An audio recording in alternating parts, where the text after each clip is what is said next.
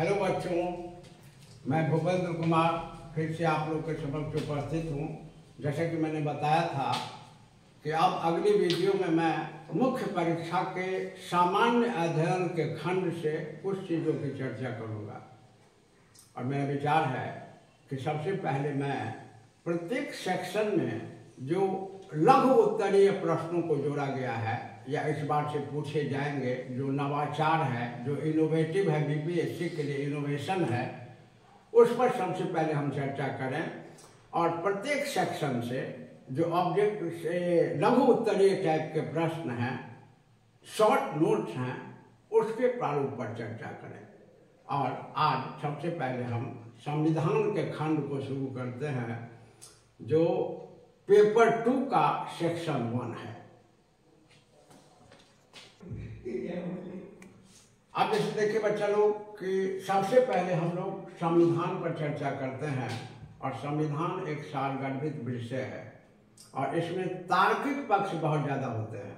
और संविधान में एक, जैसे हम एक उदाहरण लेते हैं, एक प्रारूप लेते हैं प्रश्न का, कि आयोग में प्रश्न पूछा गया कि निम्नांकित पर संक्षिप्त टिप्पणी लिखें। शक्ति के पृथक्करण का सिद्धांत, संसदीय प्रणाली, न्यायिक सक्रियता और सारगर्भित प्रस्तावना। अब देखिए कि इस प्रश्न में एक चीज आपको दिखाई दे रहा है कि इसमें वर्ड लिमिटेशन नहीं है, लेकिन वर्ड लिमिटेशन डायरेक्टली नहीं है लेकिन इनडायरेक्टली है। क्योंकि एक तो ये कह रहा है कि संक्षिप्त टिप्पणी लिखें ये, और दूसरा इसका अंक कितना होगा।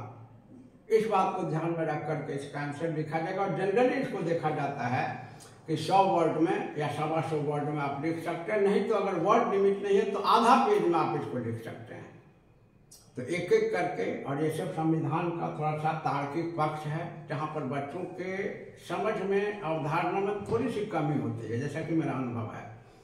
अब जैसे शब्द के पृथक्करण का सिद्धांत जब लिखना होता है तो सामान्यतया जिन बच्चों के अवधारणा में कमी होती है उनका ध्यान 7वीं अनुसूची पर चला जाता है, जहाँ संविधान में शक्ति का बंटवारा किया गया है शासन की शक्ति का। तो शासन की शक्ति का बंटवारा 7वीं अनुसूची करता है। तो यह शक्ति का बंटवारा है, डिस्ट्रीब्यूशन ऑफ पावर्स है, यह शक्ति का पृथक्करण नहीं है।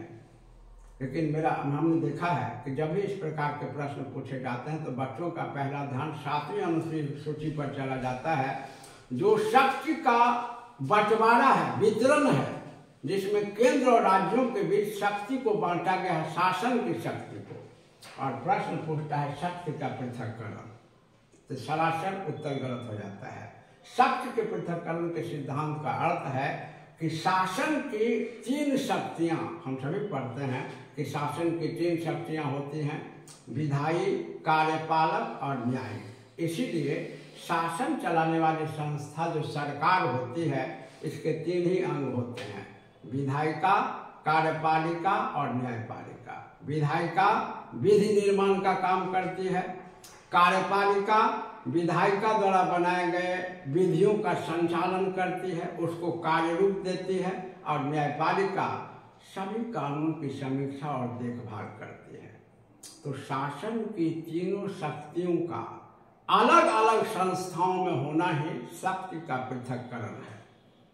आप सभी जानते हैं कि शक्ति के पृथक्करण का जो सिद्धांत है, इसका उद्भव फ्रांस की राज्य क्रांति से हुआ। और आपने पढ़ा होगा कि फ्रांस की राज्य क्रांति का एक बड़ा ही चर्चित दार्शनिक था, जिसका नाम मॉन्टेस्क्यू था। और इसने एक पुस्तक लिखी थी जिसका नाम था the spirit of law. The spirit of law, आत्मा, कानून की आत्मा। और इसमें इसने कहा कि कानून की आत्मा कहती है कि शासन की तीनों शक्तियां अलग अलग संस्थाओं में निहित होनी चाहिए। अगर शासन की तीनों शक्तियां एक ही संस्था में निहित होगी तो उसका निरंकुश हो जाना तय है।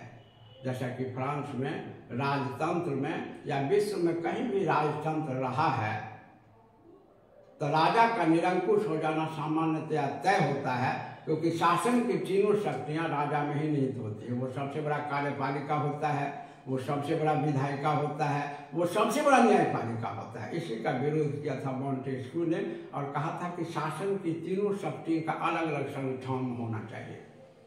और आज जितने भी जनतांत्रिक राष्ट्र हैं सभी जगह लगभग शक्ति के पृथक्करण के सिद्धांत को अपनाया गया है, जिसमें शासन की तीनों शक्तियां अलग अलग संस्थाओं में निहित होती हैं। भारत के शासन में देखें, केंद्र में तो कार्यपालिका अलग है, विधायिका अलग है, न्यायपालिका अलग है।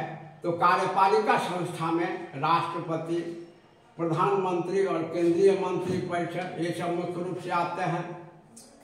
विधायिका में केंद्र की संसद है और न्यायपालिका का तो पृथक्करण नहीं होता है भारत में, फिर भी केंद्र की न्यायपालिका के रूप में सामान्यतया सर्वोच्च न्यायालय को जाना जाता है।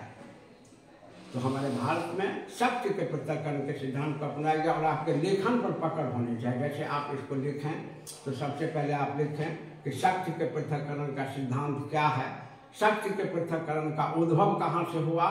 3 चरण में इसको लिख देना होगा और शॉर्ट में। जैसे शक्ति के पृथक्करण का तात्पर्य है शासन की तीनों शक्तियों का अलग अलग संस्थाओं में निहित होना। शक्ति के पृथक्करण के सिद्धांत का उद्भव फ्रांस की राज्य क्रांति से हुआ, जब फ्रांस के प्रसिद्ध दार्शनिक मॉन्टेस्क्यू ने द स्पिरिट ऑफ लॉ नामक पुस्तक में शक्ति के पृथक्करण के सिद्धांत की वकालत की और इन्होंने कहा कि शासन की तीनों शक्तियां अलग अलग संस्थाओं में होनी चाहिए और भारत के शासन में भी तीनों शक्तियां अलग अलग संस्थाओं में निहित हैं। अतः भारत में शक्ति के पृथक्करण का सिद्धांत प्रचलित है। बस इतना भी के निकल जाए, जो कि शॉर्ट नोट है। और लिमिटेशन मस्ट बी मेंटेन, तभी आपको अंक बढ़िया मिलेगा। इसके बाद है दूसरा संसदीय प्रणाली। तो संसदीय प्रणाली, अब देखिए ये शासन की प्रणाली है। विश्व में बहुत से राष्ट्र हैं, सभी राष्ट्रों का अपना अपना शासन है। जैसे अमेरिका में भी शासन है, भारत में भी शासन है, ब्रिटेन में भी शासन है। तो भारत में और ब्रिटेन में संसदीय प्रणाली है और अमेरिका में अध्यक्षीय प्रणाली है। तो ये जो शासन की जो प्रणालियां होती हैं, इनका जो बंटवारा किया जाता है बच्चा लोग, इसका आधार होता है। अब जैसे संसदीय प्रणाली और अध्यक्षीय प्रणाली, शासन की 2 प्रमुख प्रणाली है। जैसे भारत में संसदीय है, पार्लियामेंट्री सिस्टम है, और अमेरिका में अध्यक्षीय है, प्रेसिडेंशियल सिस्टम है। तो आखिर किस आधार पर हम कहते हैं कि भारत में संसदीय प्रणाली है और अमेरिका में अध्यक्षीय प्रणाली है? तो ध्यान रखें कि कार्यपालिका और विधायिका के आपसी संबंध के आधार पर, on the basis of the relationship between the executive and legislative, there are 2 forms of government. सरकार के या शासन के 2 रूप हैं, कार्यपालिका और विधायिका के संबंध के आधार पर संसदीय और अध्यक्षीय। तो चूंकि यहाँ हमको संसदीय को डील करना है, तो इतना लिखने के बाद हम सीधे संसदीय में आ जाएंगे। और संसदीय शासन प्रणाली की कुछ खास विशेषताएं होती हैं।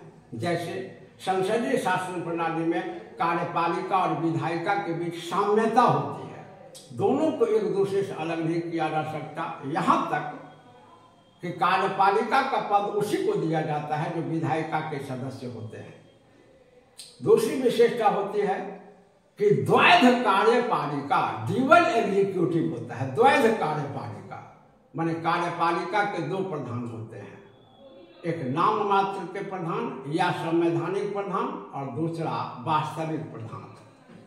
और तीसरी और सबसे प्रमुख विशेषता संसदीय प्रणाली की होती है, इसमें उत्तरदायित्व का सिद्धांत प्रचलित होता है, अर्थात कार्यपालिका विधायिका के प्रति उत्तरदायी होती है। तो शॉर्ट आंसर में इसी 3 कैरेक्टर प्राइम पर आपको आंसर को पूरा कर देना होगा और प्रूफ करना होगा कि भारत में कैसे संसदीय प्रणाली है। तो संसदीय प्रणाली की पहली विशेषता है कि विधायिका और कार्यपालिका एक साथ होता है। तो आपके शासन में भी देख लीजिए। अब उदाहरण ले लीजिए, जैसे केंद्र की बात करें तो केंद्र में विधायिका संसद है, ठीक है, और संसद के सदस्य विधायिका के सदस्य हैं, और उन्हीं में से कुछ व्यक्तियों को मंत्री बना दिया जाता है और मंत्री को कार्यपालिका कहते हैं। तो मंत्री विधायिका के सदस्य को ही बनाया जाता है, मीन्स कार्यपालिका का पद विधायिका के सदस्य को ही दिया जाता है। यहाँ तक हमारा संविधान कहता है कि अगर कोई ऐसा व्यक्ति है जो तत्काल विधायिका का सदस्य नहीं है उसे कार्यपालिका का सदस्य बनाया जा सकता है, अर्थात मंत्री का पद दिया जा सकता है। लेकिन शर्त है कि जिस दिन उसने कार्यपालिका के रूप में शपथ ग्रहण किया है, यानी मंत्री के रूप में शपथ ग्रहण किया है, उसके 6 महीना के भीतर उसे विधायिका की सदस्यता हासिल करनी ही होगी, अन्यथा उसे पद छोड़ देना होगा। तो भारत में भी यह विशेषता है कि विधायिका कार्यपालिका एक साथ है। संसदीय प्रणाली की दूसरी विशेषता है कि द्वैध कार्यपालिका होता है, वास्तविक प्रधान और नाम मात्र का प्रधान। तो हमारे भारत में भी है। हाँ, ये बात ध्यान में रखना है कि भारत में वर्तमान में शासन के 3 स्तर हैं, केंद्र स्तर, राज्य स्तर और स्थानीय स्तर। और यहाँ बहुत ही महत्वपूर्ण ढंग से बात रखना है, लेखनी पर पकड़ बनानी है, बहकना नहीं है। केवल 2 ही स्तर पर संसदीय प्रणाली है भारत में, केंद्र और राज्य। स्थानीय स्तर पर यानी पंचायत और नगर पालिका में संसदीय प्रणाली नहीं है, और केंद्र और प्रांत स्तर पर संसदीय प्रणाली है। और दोनों जगह कार्यपालिका के 2 प्रधान होते हैं, एक नाम मात्र के प्रधान या संवैधानिक प्रधान, एक वास्तविक प्रधान। तो केंद्र के शासन में राष्ट्रपति नाम मात्र का प्रधान या संवैधानिक प्रधान है, और प्रधानमंत्री के नेतृत्व में केंद्रीय मंत्रिपरिषद वास्तविक प्रधान है। राज्य के शासन में आ जाए तो राज्य के शासन में राज्यपाल संवैधानिक प्रधान या नाम मात्र का प्रधान है, और वास्तविक प्रधान मुख्यमंत्री के नेतृत्व में राज्य मंत्रिपरिषद है। और तीसरी विशेषता संसदीय प्रणाली की उत्तरदायित्व का सिद्धांत, यानी कार्यपालिका विधायिका के प्रति उत्तरदायी होता है। तो इसका भी उदाहरण हमारे भारत में है। जैसे केंद्र में कार्यपालिका यानी मंत्रिपरिषद सामूहिक रूप से विधायिका अर्थात लोकसभा यानी विधायिका के निम्न सदन के प्रति उत्तरदायी है, तो कार्यपालिका अर्थात मंत्रिपरिषद विधायिका अर्थात लोकसभा के प्रति उत्तरदायी है।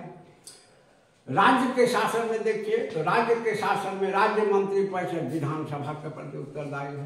तो ये 3 विशेषता जो है ये संसदीय प्रणाली की है। पहली कि विधायिका और कार्यपालिका के बीच एकत्व होता है, साम्य एकत्व होता है, इन दोनों को अलग नहीं कर सकते हैं आप।